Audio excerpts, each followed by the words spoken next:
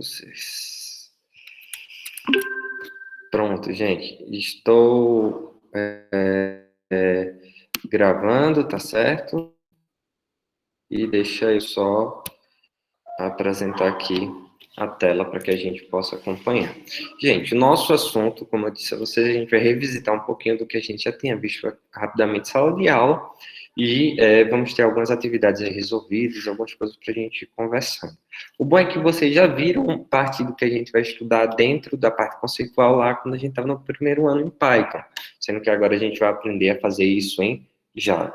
Tá? E antes da gente começar, vou deixar aqui uma frase para vocês, uma frase para que vocês possam pensar depois, que diz o seguinte: você pode abrir a boca e reclamar, ou a gente pode abrir a mente e aprender. Tá? Então, nosso assunto hoje, estruturas de controle, estruturas de decisão. Tá? Então, quando a gente tem um programa no Java ou em outra linguagem, a gente tem que o fluxo de controle desse programa é fazer com que ele saia da primeira linha lá e ele siga executando até chegar no final do programa. Porque a gente diz que isso acontece de forma linear, linha por linha. E aí, em Java, tá? Uma aplicação, a gente viu que ela começa pelo método main, que é o método principal, e vai executando código a código, ou linha a linha lá, o código que vocês escreverem, até que ele chegue na última linha do método main.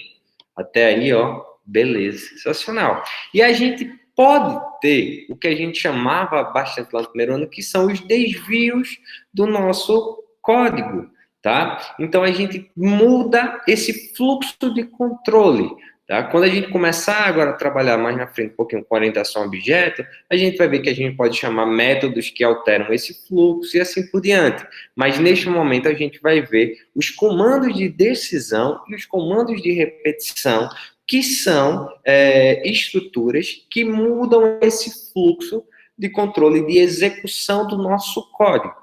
Então, hoje nós vamos estudar o de decisão, que são os comandos condicionais, tá bom? Então, um comando de decisão, ele vai permitir a gente decidir se a gente quer executar uma parte da estrutura ou outra parte da estrutura. E para ele permitir ele saber o que ele vai fazer, a gente já viu, a gente já estudou no primeiro ano, tá? Que a gente avalia o que a gente chama de expressão booleana.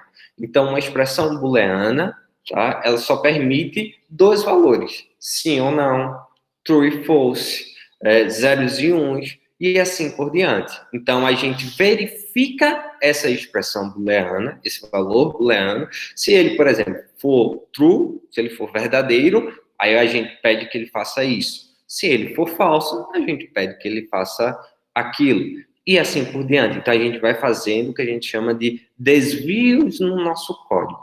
Então, são estruturas condicionais. Expressões booleanas. Para a gente avaliar e saber o que é que ele vai seguir, a gente precisa ter uma expressão booleana, uma variável booleana. A gente precisa ter o valor, sim ou não, zeros e uns e por aí vai. E para a gente obter esses valores, a gente faz uso dessas expressões usando operadores lógicos, operadores relacionais, operadores de igualdade, que permitem a gente fazer perguntas dentro do nosso código.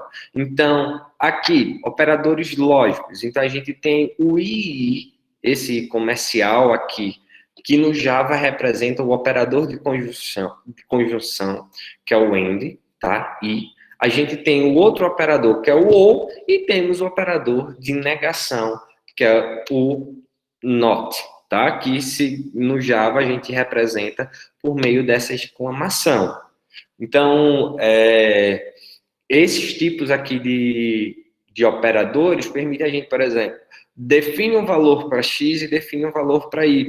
Então, eu posso perguntar, hoje está chovendo e está fazendo sol? Isso é verdade ou falso?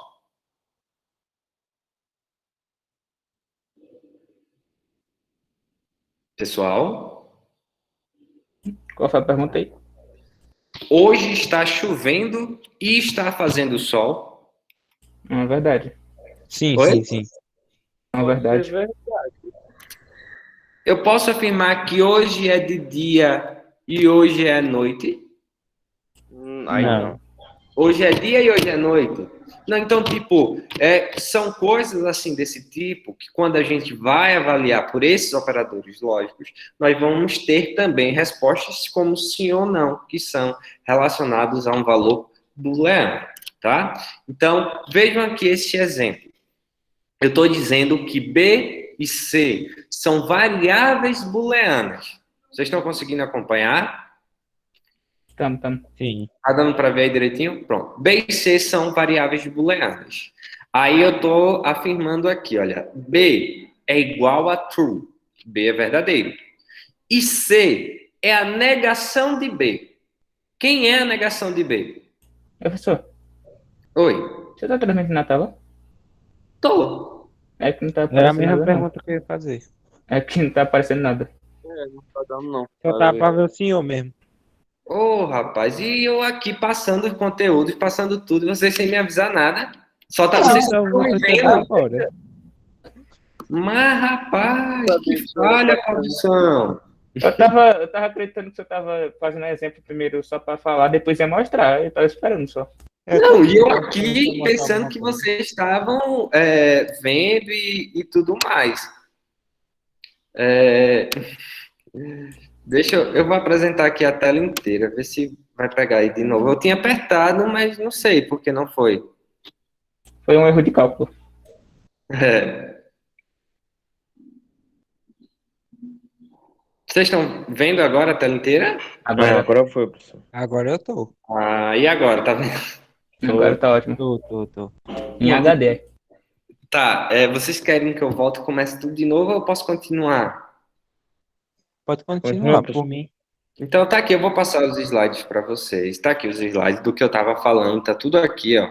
A questão do fluxo de controle, como é que a gente executa uma aplicação no Java, como é que a gente muda por meio dos comandos aqui de decisão. Ah, isso aí, desculpa. De decisão, de repetição, tá? E aí, esses comandos, eles precisam avaliar uma expressão booleana para poder decidir o que é que eles vão fazer, se é true, se é false. Aí a gente tem os operadores lógicos no Java. Para representar o i no Java, a gente usa esse i comercial aqui, ó, i. Para representar o ou no Java, a gente usa essa barra barra. E a negação, a gente usa a exclamação. Tá certo? Então, aí a gente estava falando do exemplo e eu estava aqui apontando, mostrando, pensando que vocês estavam vendo. Perdão por isso, tá? Mas, olha, o ou aqui, ou uma coisa, ou outra coisa. Então, quando é i, a gente precisa que as duas coisas elas sejam verdadeiras para que sejam...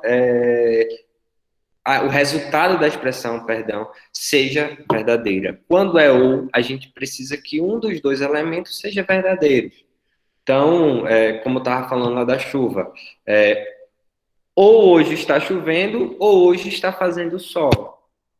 Desculpa, hoje está chovendo, ou hoje está fazendo sol. Isso é verdadeiro ou falso? Verdadeiro. Porque ou verdadeiro. Agora, eu posso afirmar que hoje está chovendo e hoje está fazendo sol? Sim. Isso é verdade? Está Por mim, chovendo e sim. está fazendo sol ao mesmo tempo? Vai depender do Aqui local de Até cada o um, tempo né? tava. Até porque o tempo tava. Tava fazendo sol. Aqui na choveu Coab com sol. da escola tava chovendo, gente. Nesse instante, tava chovendo que só, e na Coab 1 tava fazendo sol. Nesse instante. Aqui tava. Eu peguei os Oi? dois. Eu vi no sol e na chuva ao mesmo tempo. Pronto. Também, E professor. aqui a gente tem a negação. Hoje, a negação de hoje está chovendo. Qual é? Hoje não está chovendo.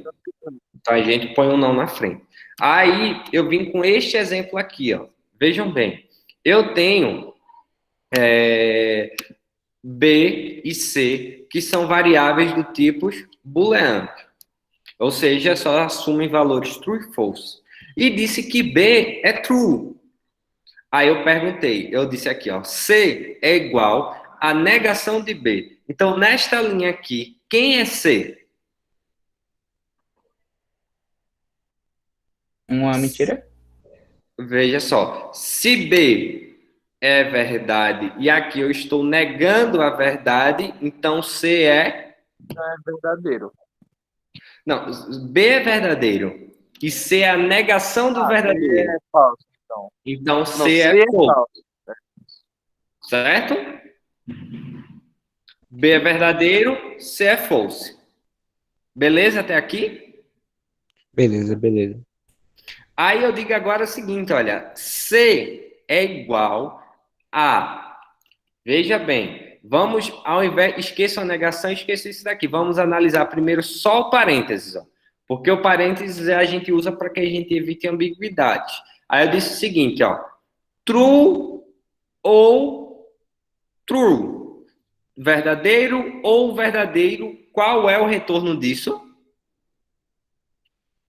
Uma afirmação verdadeira ou outra afirmação verdadeira. Nós temos qualquer uma das duas opções, uma afirmação verdadeira.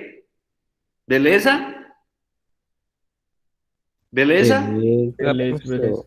Aí eu tenho aqui na frente agora, ó, a negação da afirmação verdadeira, que é desse parênteses todo aqui. Então, quem é a negação do verdadeiro? Falso. Aí eu pergunto agora, falso e C, falso. O que é que eu tenho? Falso. Falso e falso. É falso. Ou muda? Não está chovendo e não está fazendo sol. Ah, então verdadeiro. Aí eu venho agora aqui, ó. B é igual a C ou negação de B e a negação de B. Veja, começa a fazer um emaranhado todinho, e aí eu vou deixar aqui, tá? Para que vocês façam isso, ó. O que é que vocês vão fazer?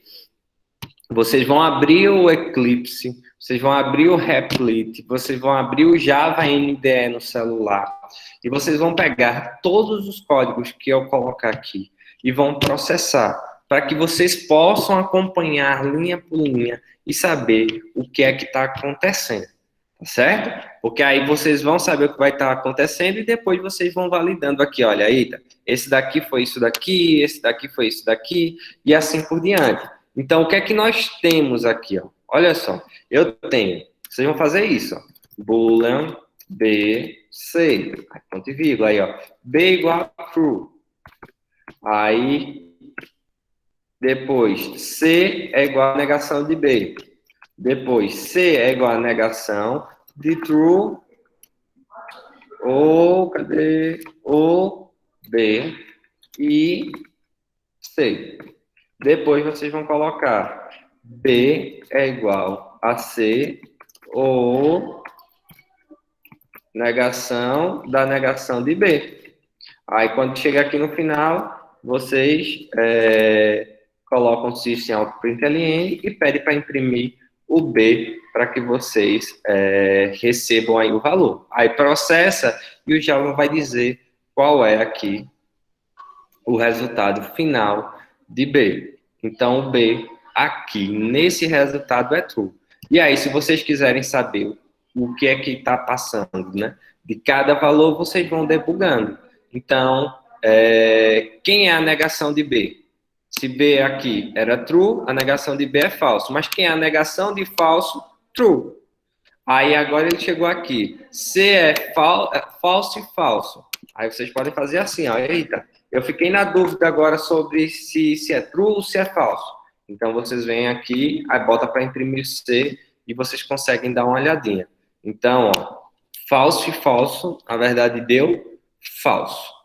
E aí ele perguntou, falso ou true? Aí, como é falso ou true, aí ele permite que apenas um sendo verdadeiro, ele retorne verdadeiro. Então, verdadeiro e assim por diante. E aí tem os operadores lógicos. A gente tem os operadores relacionais que a gente já viu, que é o menor que, maior que, menor igual e tal. A gente vai ter também os operadores de igualdades. Então, quando eu quero comparar se uma coisa é igual a outra, eu vou usar igual, igual. Quando eu quero comparar se é diferente, exclamação igual. Todos esses operadores, pessoal, eu coloquei aqui, ó, dentro da nossa apostila, tem lá a seção de operadores, página 19, 18, alguma coisa assim, eu não lembro. Ó, tem os operadores aqui, para que os operadores de forma completa, ó, o que é cada um, qual é o tipo de pergunta que é feito. Então, quando eu boto igual, igual, eu pergunto a minha linguagem de programação, o Java, A é igual a B? Aí, quando eu boto maior que, A é maior do que B, e assim por diante. Então, eu coloquei, inclusive, os operadores aqui, os lógicos também, e como é que funciona essa outra pergunta, tá certo? Então, os operadores lógicos a gente pode usar tanto para valores booleanos, lá de cara, como também podemos usar para fazer uma verificação, por exemplo, aqui numérica. Então, se A e B, A, B e C são valores numéricos, eu consigo perguntar, ó, A é maior do que B e C é maior do que A. Vamos supor que a gente atribui qualquer valor, mas o resultado dessa pergunta será true ou false. E assim por diante. Então, a gente vai usar bastante esses carinhas aqui para que a gente possa fazer as nossas estruturas, sejam elas condicionais ou de repetição, com if, while e assim por diante. Tem um detalhe importante também, que aí a gente vai falar de objeto mais... na verdade, já falamos de objeto, mas vamos programar orientado a objeto brevemente, que é o seguinte, o operador de igualdade, quando a gente está utilizando, ele compara se os dois valores, por exemplo, aqui x e y, eles fazem referência ao mesmo objeto ou ao mesmo elemento de um tipo primitivo. Isso quer dizer que se eles forem de tipos diferentes, vocês não vão ter essa igualdade satisfeita, tá certo? Isso, por exemplo, esse daqui. Vejam bem, esse outro também fica para vocês testarem, tá certo? Que é sobre o igual, tá? Nesse caso aqui, B e C, eles são do mesmo tipo booleanos. Se eles são do mesmo tipo de booleanos, o que ele está comparando aqui é se os valores de B é de fato igual a C e assim por diante. Mas vejam esse outro daqui. A gente tem um boolean B e vamos supor que a gente tem uma classe principal que é só chamada de conta. E aí toda vez que a gente dá um new conta, a gente está criando, tá, um objeto daquele tipo ali. Esse new conta, por exemplo, se eu vier para cá para o meu Eclipse, ele é igual ao meu new principal. Então, ó, eu vou vir aqui, vou colocar, olha só, boolean B, e aí eu vou chamar aqui, ó, principal, e vou chamar C e D. Aí eu digo que meu C é igual a new principal. Então, estou criando um objeto principal. E aí eu estou dizendo que o meu D é igual a null. E aí eu consigo comparar, por exemplo, B, e perguntar ao Java, ó, C é igual a D? Aí eu vou dar imprimir aqui para vocês verem o resultado. Aí depois que eu fiz isso, eu digo agora o seguinte, olha, B vai ser igual a new principal também. Uma coisa, e vou perguntar ao Java, ó, B é igual a C igual a D? E aí eu vou dar uma impressão aqui. E aí vou perguntar quem é o meu B. E, por fim, eu vou dizer que C é igual a D. E vou pedir para que o Java responda se C é igual a D, atribuindo esse resultado à minha variável B. E vou pedir para imprimir novamente. Então, são 3 impressões que tem aqui do meu B, que é onde eu deixei o círculo aqui. E aí, vamos lá. Passo a passo, tá certo? Vamos aqui, ó. Eu tenho B como uma expressão booleana, então isso daqui vai me retornar se é verdadeiro ou se é falso. Deixa eu ver se aumenta. Pronto. Isso daqui vai me retornar se é verdadeiro ou se é falso, tá certo? Isso daqui é uma pergunta ao Java se o C é igual ao D. Então, quando eu processar aqui, eu tenho o meu C e meu D, eles são do mesmo tipo. Então, são do tipo principal, que aqui é um objeto que eu estou criando. E aí eu instanciei esse objeto, dei um new principal e criei ele lá na memória. E o meu D, eu disse que ele era nulo. Então, eu estou comparando o meu objeto, o que eu criei lá na memória, tá? Ele é igual... Tem alguém querendo entrar aqui, deixa eu ver. Ele é igual ao meu... Deixa eu voltar. Como é que eu fiz? Cadê? Pronto. Ele é igual ao meu D, aí ele diz que é falso. Por quê? Porque quando eu faço isso, a gente viu que aqui era um objeto, a gente pediu para vocês fazerem umas pesquisas e tudo mais, eu estou criando na memória do meu computador a referência para este objeto. Tá? Então, toda vez que eu tenho um new no meu programa, eu estou criando uma nova referência e assim por diante. Então, isso permite que a gente programe e aí a gente instancie inúmeros objetos e por conta do encapsulamento, que também vocês fizeram uma pesquisa, por conta do encapsulamento, a gente consegue resguardar cada objeto desse lá na memória e apenas ele próprio que pode fazer algum tipo de alteração e assim por diante, certo? Então é como se eu disse, a gente fez aquela analogia com a caixa preta do avião. Então é como se fosse a caixa preta ali. Então só o avião que carrega aquela caixa preta que consegue fazer essas modificações. Com os objetos é a mesma coisa. Então aqui, ó, o que é que eu fiz? Eu disse agora que o meu desenho ele vai ser também a referência a um novo objeto do tipo principal. E perguntei novamente ao Java. Java, meu C é igual a D? Tem o C e tem o D. Todos os dois são objetos. Mas esses objetos são os mesmos? Aí o Java vai me responder que não. Por quê? Porque quando eu dei esse new, ele criou um espaço na memória. Quando eu dei este outro new, ele criou outro espaço na memória.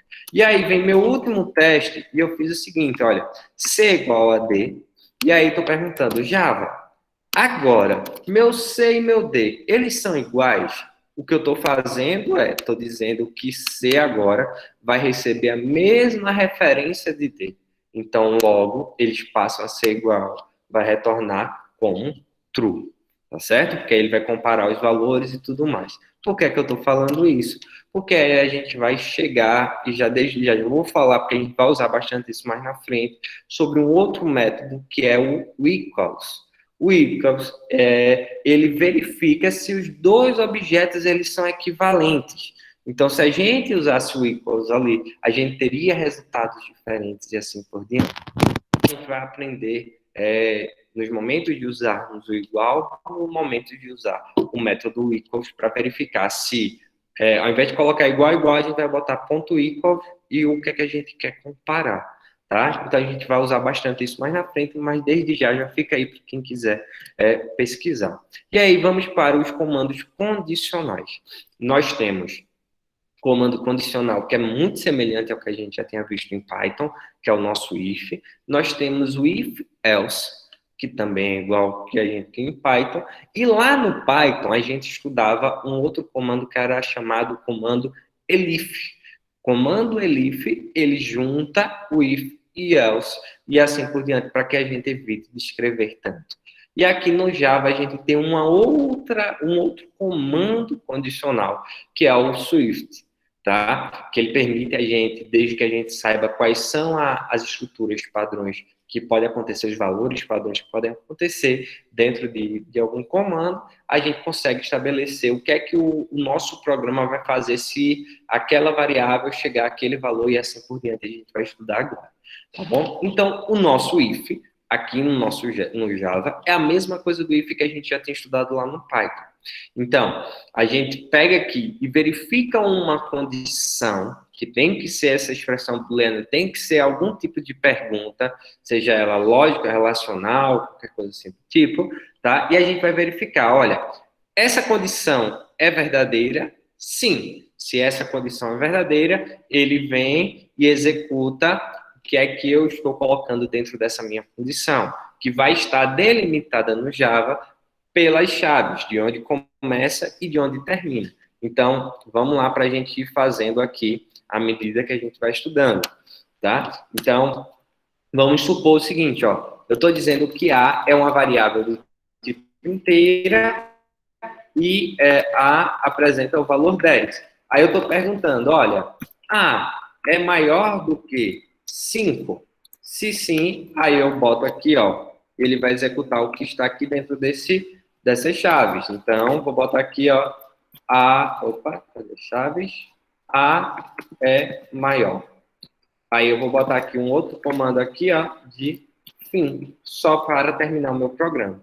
Então, como A é maior do que 5, ele vai imprimir na tela A é maior e depois vai imprimir o fim. Tá? Então, vou executar, só para que a gente veja. Então, tá aqui, ó, A é maior e o fim. Agora, se eu colocar aqui a pergunta for A é maior do que 11, então essa condição é falsa. Então, ele não entra dentro desse desvio de código e só vai imprimir isso daqui no final. Então, olha só vai imprimir o meu fim e não imprimir isso na tela. Este é o nosso comando if. E aí, quando a gente quer trabalhar com este resultado de falso, além do resultado verdadeiro, ou seja, o que eu estou falando é que este resultado só entra aqui quando essa pergunta aqui ela é verdadeira. Então, se eu quero trabalhar quando esta pergunta é falsa, eu vou escrever o nosso else, semelhante com o que a gente fazia no Python. Então, vou pôr aqui, ó, o sys, vou dizer o seguinte, ó, A é menor, certo? Então, agora, independente do valor da resposta, desculpa, ou ele vai entrar aqui quando for verdadeiro, ou ele vai entrar aqui quando for falso. Então, a gente vai ter um outro print sendo executado além do fim. Então, quando eu executar aqui, ele vai dizer que A agora é menor e fim. Então, esse é o nosso comando if-else. Quando a gente quer pegar o resultado da pergunta, da condição que está sendo avaliada, tanto de forma verdadeira, quanto de forma falsa. E aí, a gente pode também, tá certo, juntar esses ifs, elses, fazer ifs alinhados e assim por diante. O importante é que todo bloco de instruções aqui dentro do Java, a gente tem sempre que lembrar que ele é delimitado por chaves. Então, a chave que começa, chave que termina. A outra chave que começa aqui, ó. A outra chave que começa aqui e que termina aqui. E assim por diante. Então, todo bloco de instruções que a gente for escrever, a gente tem que se atentar a isso, tá? E aí, uma vez que a gente se atenta a isso, a gente pode sim escrever os nossos if-else, tá? De forma alinhada, como também fazíamos lá no Python. Mas ao invés de usar como elif, vamos ter que usar como else, espaço, if, e a outra expressão que vai ser avaliada. Opa, alguém levantou a mão aí? Alguém está com alguma dúvida?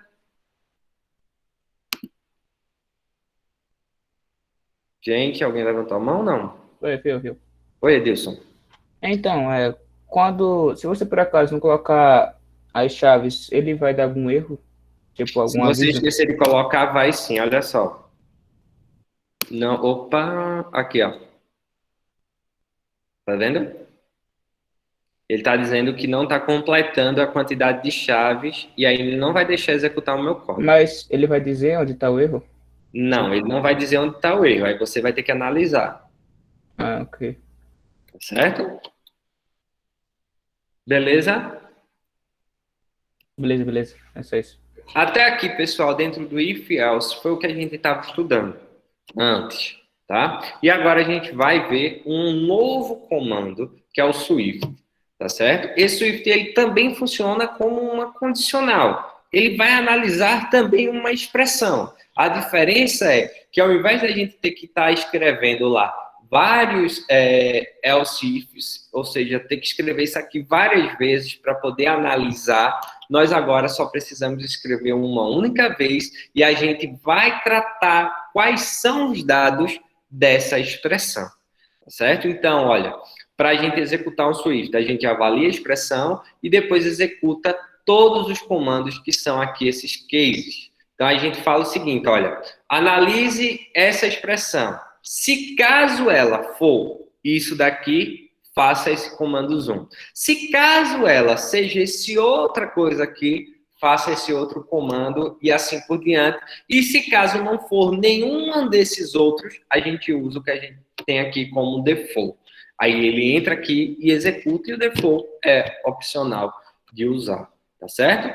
Então, tem alguns detalhes em relação a isso, é que a gente só pode utilizar com char, ou seja, variáveis do tipo char que só tem um caractere, byte, short ou int. No nosso caso, eu até tinha dito, a gente só vamos focar aqui nas variáveis principais. Então, vamos usar o char, vamos usar o int, float e tal. E o Swift, ele só funciona nisso. E depois, agora, mais recentemente, o Java também trouxe a parte de strings para poder trabalhar com o Swift também.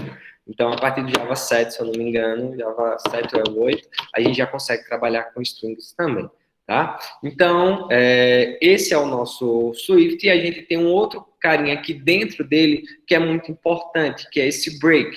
O break faz com que ele saia, ele pare de executar esse Swift. Então, quando ele chega dentro deste rótulo, por exemplo, desse rótulo 1, aí ele veio para cá e a gente diz a ele aqui, ó, pare porque encerrou. Se a gente não põe esse break, ele continua executando os outros comandos que estão dentro dos outros cases.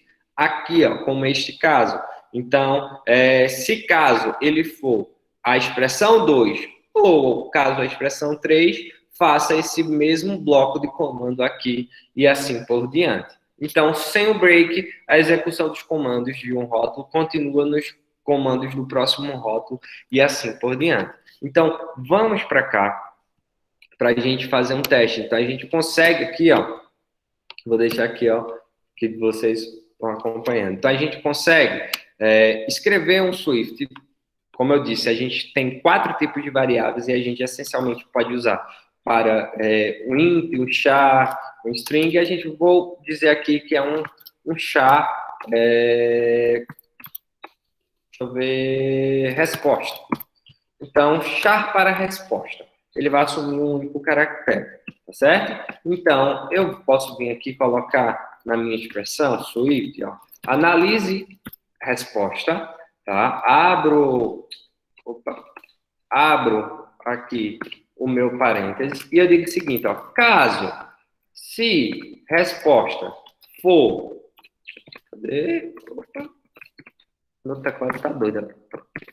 Se caso a resposta for sim, então, aí eu boto, ó, 2 pontos, imprima na tela.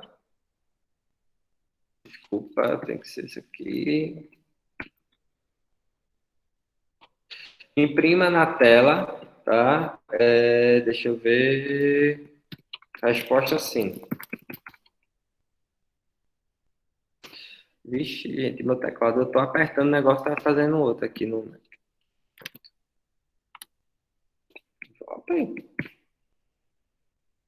Ó, eu estou escrevendo e ele está apagando. Valeu-me. Pronto, dei Ctrl Z, ele foi. E aí, break, tá? E aí eu posso dizer, ó, case, vou botar default.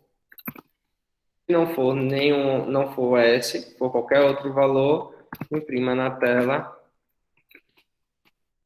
outro valor. Tá? Ele está reclamando de um valor porque eu não atribuí nenhum valor à resposta. Eu vou pôr aqui, ó, resposta sendo não. Então, ó, resposta como N. Então, como a resposta é N, aí ele vai entrar dentro do meu default. Um exemplo aqui, ó, outro valor. Se resposta for sim, aí ele entra dentro do meu case aqui, ó, resposta sim. Mas qual o legal disso daqui? É que agora a gente pode pegar e sair trabalhando para as inúmeras respostas que a gente conhece ou que a gente espera. Então, eu posso botar aqui, ó, para o meu N não break. Posso colocar, vamos supor, estou escrevendo errado. Posso colocar, sei lá, se fosse um A de aceito, então A, aí eu venho para cá e coloco aqui, ó, aceito. Vou deixar esse sem o break aqui, só para vocês verem o que é que acontece sem o break, tá? Nesse caso aqui, opa, ele não vai mudar porque ele é o último valor, quer ver?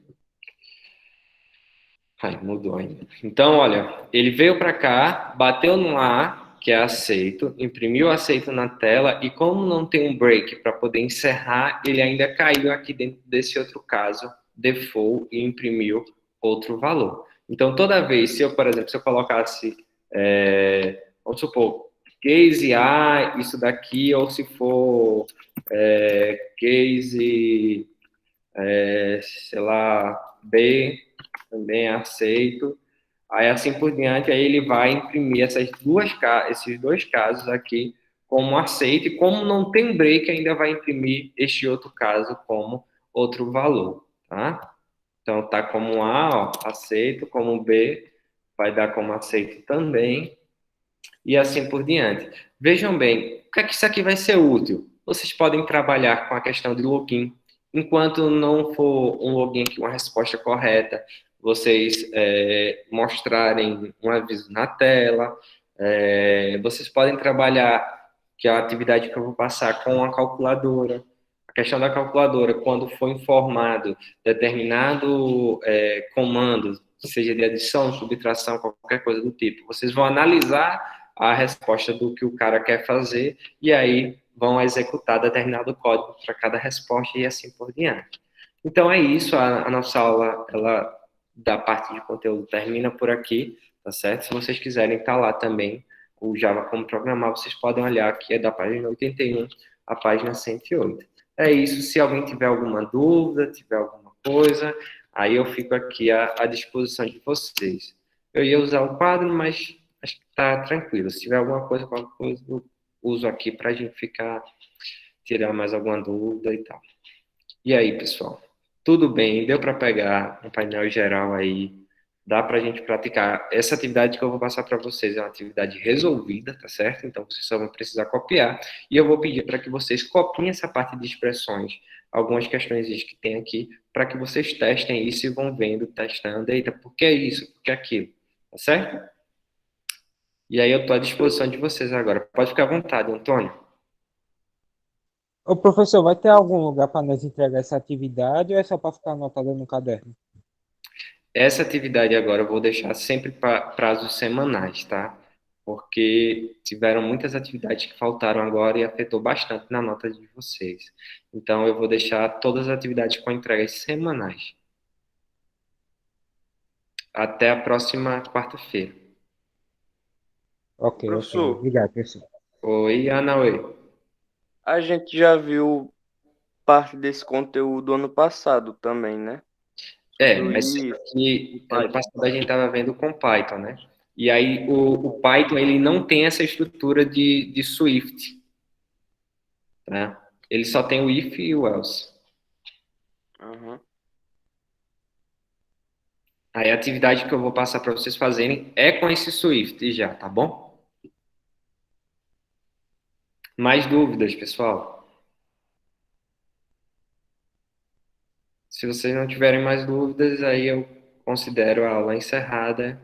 Vocês ficam com um tempinho aí, se qualquer coisa, é o tempo que eu vou publicar o vídeo e o material, vou botar atividade agora e vocês já podem praticar, tá certo? E se tiver dúvida, vocês me chamam aí, a gente vai tentando esclarecer.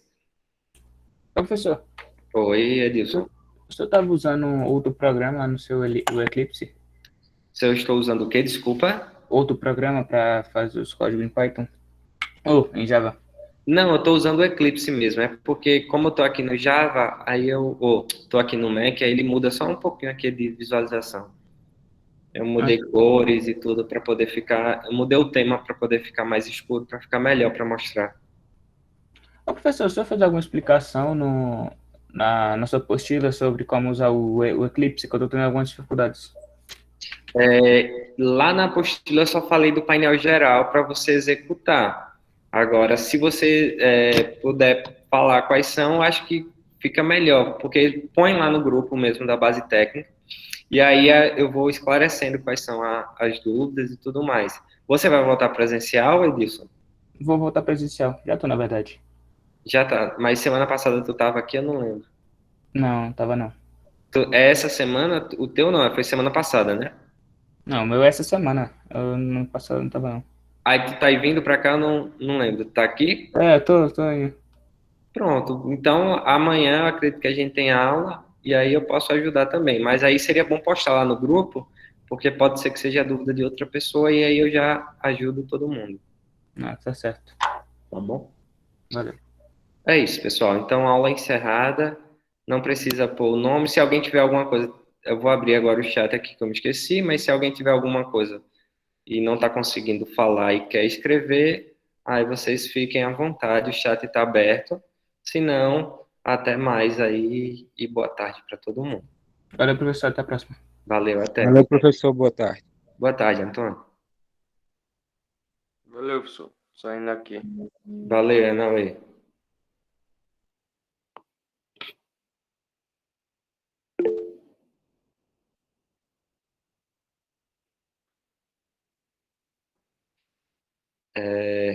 Então, já que está aqui, eu vou só parar.